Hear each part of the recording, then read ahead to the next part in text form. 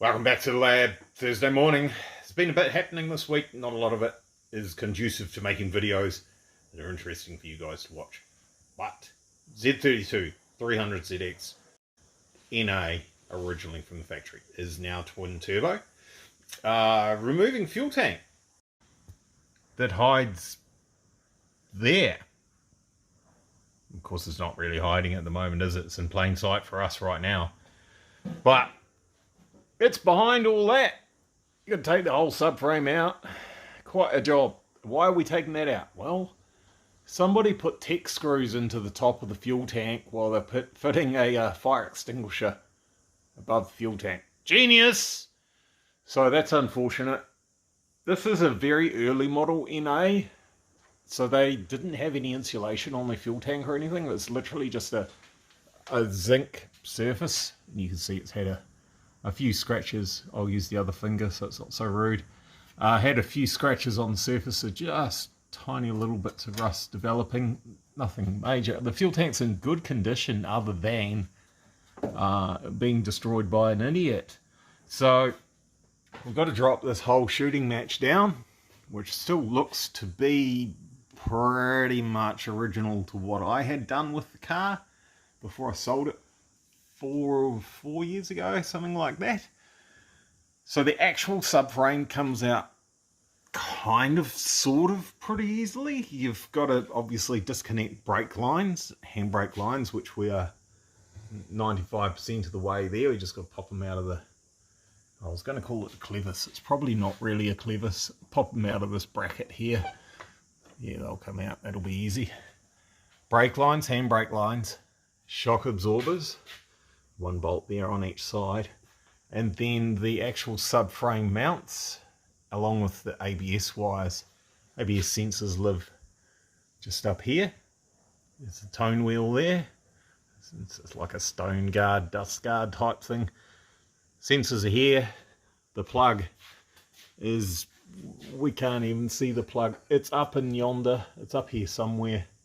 Get that undone. The biggest problem we've got is supporting the car is the hoist, and the length of the arms on the hoist, they kind of sort of need to be under those to hold it. Normally the jacking point is here. These arms are too long. We can't actually put these in a sensible spot. Oh, we might be able to get them under here. Let's try that. We'll shift things around anyway, and then I think we'll use our empty 44-gallon drum there to support it all while we're doing what we want to do. Easy. Fell off, still is. It was an advert back in the day in New Zealand. I don't remember who did it or what it was for, but there you go. So there's the fuel tank sitting there ready to come out. Nissan do all sorts of lovely things like run brake pipes over the top of that. Otherwise you could have left that attached, undone the other end there and dropped it all down. But no, we have to undo this here. We can't undo that there because this has got fuel in it, which I haven't drained yet. So we'll drain that now that all stuff and things are out of the way. Of course, you can't drain all of it because that is higher than that quite clearly. So I'm not sure why Nissan didn't put the drain bung there. The fuel tank is sitting in the car where it's supposed to sit. That's how it sits. Maybe it's something they had designed for something else and it actually sat more like that in other vehicles or something. I don't know. That might be a carryover from a Z31 or something like that. Someone might be able to say, hey, yeah, no, it's the same tank as whatever it is. Never mind, let's get that out of there and see where we're at. See what debauchery has been done up the top where we can't see at the moment. Alright, it's actually a few days later, so if I get a little bit mucked up with the proceedings, that's why. So there's a small amount of tomfoolery here. I'm not talking about the screw that's in there. There's the current owner found the hole that some other idiot had made, ironically trying to fit a fire extinguisher to the vehicle by putting tech screws through panels and into the damn fuel tank.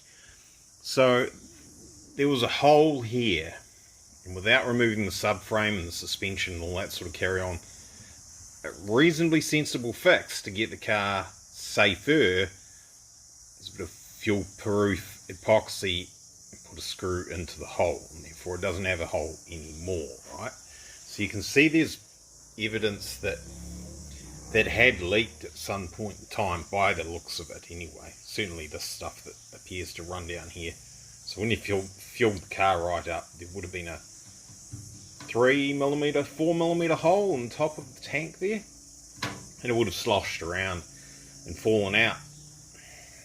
Not very good. But this is fine as a temporary thing to sort that out until such time as we replace the tank or repair the tank. And we're not going to repair this one because the owner sussed out a replacement that's in good condition. It is actually fitted, and I'll show you that in a second. So there was a Tech screw went right through here, and there was another one that I'm not sure where. Oh, I can feel it with my finger. There was some marks just right there where the other Tech screw touched the top of the tank, but fortunately because of the shape didn't go right through.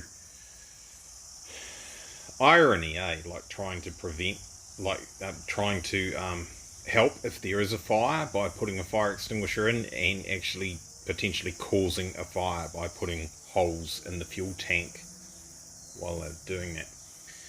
Anyway, so there's the panels that normally go on the top here. That side's, let's call it passive, so it's got a tube that goes down to the bottom. No pumps or anything on that side, just the tube and the sender to tell the level, because it's fuel tank's shaped like that, right? So you can have quite a lot of fuel sitting in one side and not the other. If you just had your gauge on one side, it could be quite inaccurate at times. So they put a sender for each side. That's why I'm calling that one passive, whereas this one's active. This is the one that has the actual fuel pump in there, and it has 3 fittings on the top of it. One goes to this side, and that has a fitting on the top, a barb. Let's call it a barb. It's part of the panel. There's a valve inside here. As the fuel comes from the engine returning to the tank, it creates suction. It pulls fuel from that side, pumps it across to that side. There's of course another fitting that is just for the fuel that goes off to the engine bay. So 3 fittings on top of this one. One goes that way, 2 go that way, and there's a fuel vent tube there.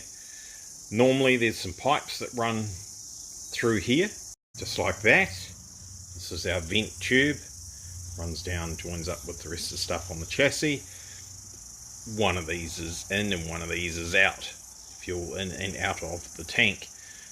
In this application, I'm not going to run this because every join that you have is another restriction. So what I'll do is I'll put some tube adapters on the top of this panel here, which is easily removable at the moment with the way things are. Some tube adapters there, and we'll go straight onto AN6 200 series hose, and we'll run that down that path there. We'll put something, oh, we don't need to, that tab's bent over, see, like that, so we can secure the hoses there. They'll be secured at the top here, that'll be fine.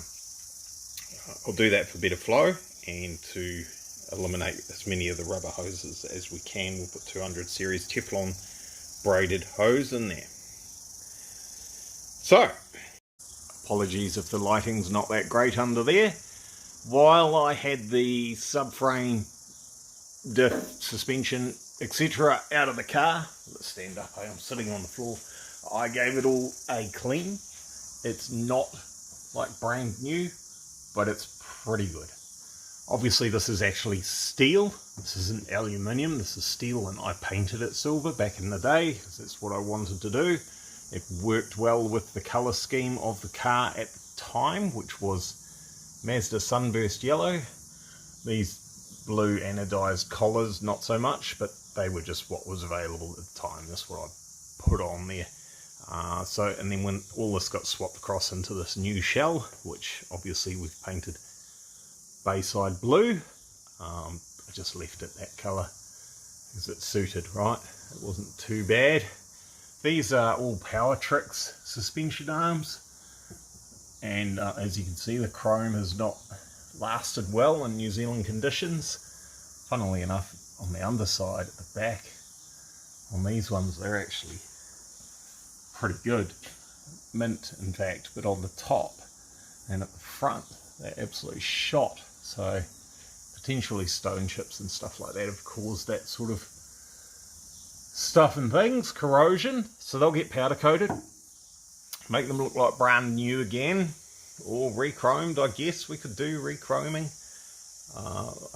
I'll give the customer that option, but powder coating is the one that's being bounced around at the moment. So down there, this thing that I talked about earlier comes from here, goes down there, goes to that corner of the tank, which is this corner of the tank right here. You can see there's actually still that clip, I'll call it, there. We'll probably even be able to use that. 200 series hose is probably going to clip into that quite nicely. Poke it up through the top. Done. I had previously, that's there to stop fuel dripping out of this, made these two hoses, pipes rather, hard pipes all the way through to the engine bay. Feed is the bigger one, return is the smaller one. I machined that and put a barb on it to put standard fuel hose on that. I will simply cut that off and we'll put a hose adapter, tube adapter they're called, onto there, which enables us to get a end fitting, same as that male one, straight onto there. Then in the engine bay here, we go the reverse of, you know, this is AN, and this, again, that'll be machined down, so we'll cut that off and we'll do no more push lock hoses, even though this is supposed to be fuel rated and doesn't appear to have had any problems over the years. We've since found that push lock hoses and fuel systems is bad. So we'll just change that to 200 series. I may be moving the fuel pressure regulator somewhere more pretty. Same with the fuel filter, which is living up there. And while we're at it, the engine bay is going to get a bit of a tidy up. There's a lot of scratching going on. Not sure who's responsible, whether that's me or whether that's these guys that have done the rebuild or whatever. Needs sorting. This needs sorting. Turbo downpipes too close to the firewall here. Burnt the paint away. It's rusting. You can't have rust like that. Not for warrants of fitness and stuff. So that all needs tidying up. I can't remember if it was me or someone else has had a go at trying to paint that area in the past to deal with that. It's a failure, obviously, so that needs to be dealt with a lot better. This side still a little bit yucky here, but actually not terrible. Not really a big problem. There is some bare metal exposed there, but it's certainly not as big of a problem as what we've got over here.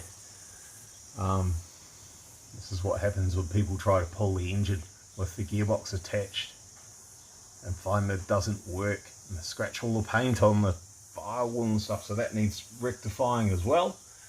Quite a few things to do, but certainly for now, our replacement fuel tank in there is looking great. That's all clean and beautiful. You'll see these ones have got whatever this is on there, plastic protecting paint of some description, whereas the earlier model ones didn't. Well, that might be a difference between TT and NA, or early model and late model. I'm not sure, but certainly is a difference there. So anyway, cleaned that up while it was off, replaced a missing fastener. That's about where we're at. It looks nicer under here than it did before. And we don't have a fuel leak anymore. Well, we do. You put fuel in it, it's going to gush out of the pipes, isn't it? But it's more better. There you go. That's where we're at right now. There's an update for you. I'll get in here and tidy up some stuff and things. We've got a brand spanking new genuine OEM air conditioning condenser that I've got to see whether it will fit in the hole up in here, because things are quite different. Obviously we're going to have to shift the oil cooler back to where it traditionally goes, and there may be problems getting the fan in there with the air intake system that I created back in the day. That might be that we chop and change all that to make it all work. Cool bananas. Right, thanks for watching. We'll get some more updates when we get some more progress. You'll hear from me later on. Cheers, boy.